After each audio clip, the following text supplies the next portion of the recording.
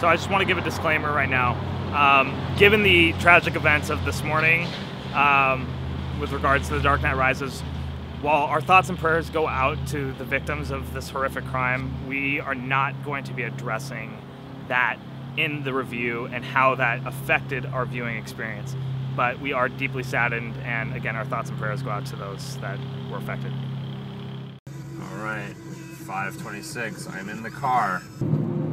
The sun hasn't even come up yet. We're gonna go see Dark Knight.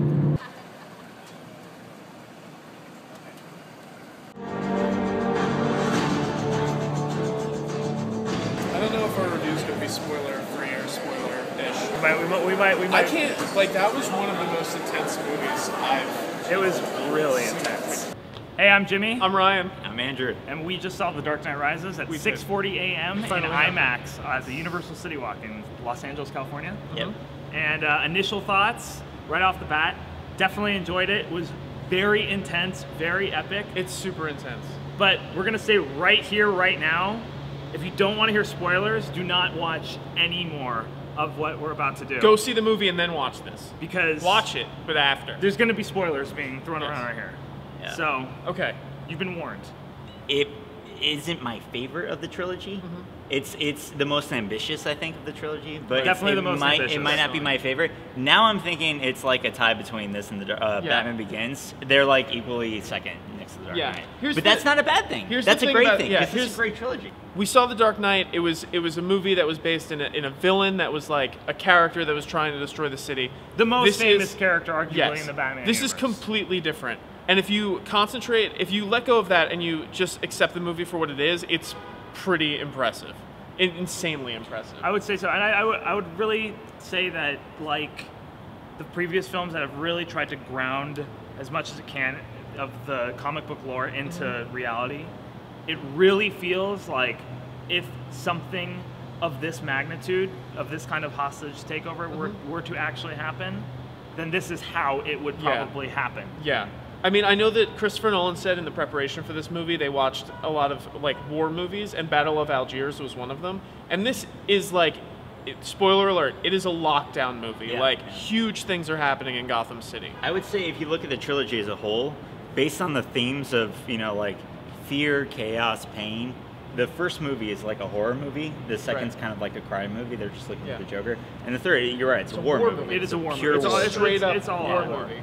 A big thing with me was like the time frame of like the 5 or 6 months. The scope of the movie. Yeah, the movie takes place over like years. And it does take an adjustment. At one point they say 3 months have passed, and I didn't think it was that much. No, I know. That is a little disorienting. There's definitely, it's the scope of the film in both its size and its length of time, both actually the film and the time length it spans. It takes a shift when they say the 3 months, but from there on in, I found it pretty consistent. Like, it kind of catches itself. Right. They have this motorcycle chase, and it's daylight when they start the chase, and by the time the chase is, ending, it's dark. Can I talk about that? I need to speak about that sequence. That was my favorite part of the movie. Because, okay, it was the most fun. It's this sequence, I'm gonna laugh thinking about it. They break into Wall Street, and it's the first time that Batman is back. And the return of Batman, Jimmy was sitting next to me, I was like 6-year-old giddy. It was unbelievable. I was laughing to myself, my eyes were tearing up, because I was just it was so exciting. Yeah. We got in trouble. We're not supposed to be filming on Universal properties. We're also not supposed to be filming whilst driving. That's fine. That's okay. I'm Batman. It's not the most enjoyable blockbuster. Like, it's really super intense and really violent. I'm honestly shocked that they got a PG-13. I'm shocked about that rating. It's a very, very bold rating. It's a really bold rating. I honestly think that, like, upon second and third viewings, that it'll seem like more and more of a great movie to me. And I think that that's really impressive of Christopher Nolan and really bold. And I think that he really escalated the trilogy in a way that, in a direction I wasn't anticipating. I actually really like the fact that Batman isn't in this a lot. It's more about Bruce Wayne. It's more about the ensemble of his extended family that he brought into the Bat universe. One of the things that, like, initially right off the bat, like, kind of just settled wrong with me, just didn't really work, was what ended up being the denouement at the end of the movie, where Michael Caine sees Bruce and Selina, and that whole setup, you know, is kind of built up in the first 10 minutes, or in the first, 15 minutes. And I felt a little bit rushed, you know? It felt like it was reaching this emotional crescendo way too early. There's a scene where Michael Caine is speaking to Bruce Wayne, and he's basically saying, like, I'm saying this and I know you're gonna leave. Oh god, for that's one of the best scenes in yeah, the movie. I had tears in my eyes, me and too. that was probably first half hour. Yeah, this movie is so rapid fire, and it's part of the reason I love all of Nolan's movies. He's so rapid fire. I don't think he could ever give enough time for an actor to breathe, for a character to breathe, to really do something like that. You kind of need his pacing. He sets a pace, and it allows, and that's something, I mean, that has been a real strength of this trilogy, is the pacing. This movie is 2 hours and 45 minutes long, and it feels like 2 hours and 45 minutes long, but not because you're waiting for it to end, just because it is like you want more, beating you into like this trance and it's like almost. and I wanted it to keep going. Like, that's the same feeling I had with The Dark Knight. I didn't want it to end. The last 20 minutes, it is like relentless. And you don't know what is going to happen next. Yeah. I literally was like, I don't know how they're going to get out of this thing. In terms of in a good way, though, it's a nice. Yeah.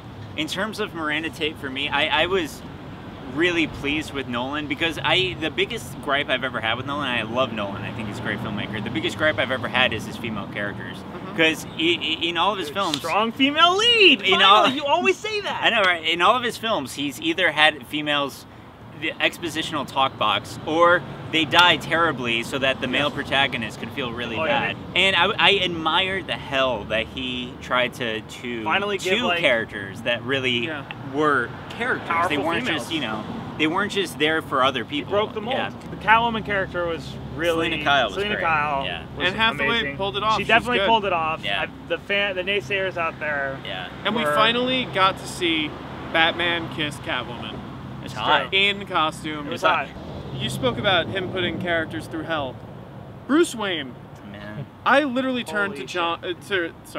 I turned to Jimmy at a certain point and said, "This guy cannot catch a break." Oh, I know. And it's, after he got stabbed, when he got stabbed, it's like I was like, "This is, oh my god, this must be exhausting for him." The first fight. Yeah. Can we talk about the brutal. first fight? It's brutal. Because it really is so insanely Jimmy brutal. covered his face. I was and just went, like, oh my god. God. I could not believe. I mean, it's just so dramatic. Yeah. And I have to say, I think Nolan did more fan service in this movie To have him than drop over the knee. You get never, drop I never, over the knee. I never expected there would be a wide shot of him dropping Oh over. And my even God. beyond Like, that, that's an R rating right there. Exactly. Dude, and even that beyond is, that, like, he the did a most- lot of fan service to people like Fredericks from Batman Begins. The one guy, the guy who says the apple has fallen very far from the tree, Mr. Yeah. He comes in and he's a badass. The emotional payoff of him living a life in peace really worked for me. Like Knowing that Gotham is when there's the bait and switch, when you think that he's dead, I was like, I can't believe this happened. The angels what and are the demons redeeming? ending. I was like, what are the I redeeming was really, kind of, really, really, really sad. I had tears in my eyes and rolling down my face because I was like, wow. The way that he died, or that you perceive him to die in that mushroom cloud, I was just like, wow, I'm really sad, but I'm also so pissed that they killed Batman in a nuclear explosion. I mean, it's like on the same level to me as in Indiana Jones and the Kingdom of the Crystal Skull when the atomic bomb drops and he's hiding in the refrigerator. Yeah. But Like, that was so obnoxious. Thankfully, that's not what happened. Thankfully, it's not. I have to say, I do think The Dark Knight is still a superior movie to this, and that's completely fine because we still have a hell of a trilogy. Yeah. And the middle part can still be the best part. I think the strength of The Dark Knight is that there's no MacGuffin. It's just the Joker, which I think gives that movie. Yeah, I mean an edge. they are three extraordinarily different movies, and I will say, like that. The Yeah, one thing that they did do in this movie that made me so incredibly happy was when Batman comes back to Gotham, after he's been to hell and back, and they have the bat in the fire. They speak in the first one about Batman becoming a symbol, and that's been a huge thing throughout the trilogy. This one, it happens. Like, the symbol that he's become is such a follow-through on Christopher Nolan's part and pays off so well in that moment where the people of Gotham are terrified, they're lost, they're like all alone, and there's this one beacon on the bridge burning that I was just like, that.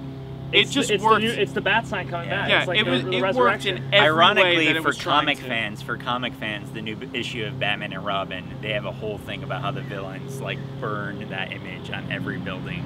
Bane was probably great. Tom Hardy as Bane was absolutely terrifying. Terrifying. First scene, I was thinking like, if I was in a room alone with that man, I'd be absolutely horrified. Yeah. And they cleaned up his voice. And they cleaned up his voice. You could hear him. They did. You know, there were some moments in the original prologue where I kind of liked the delivery, but I think it was just because I was used to it, and I kind of built that up in my head.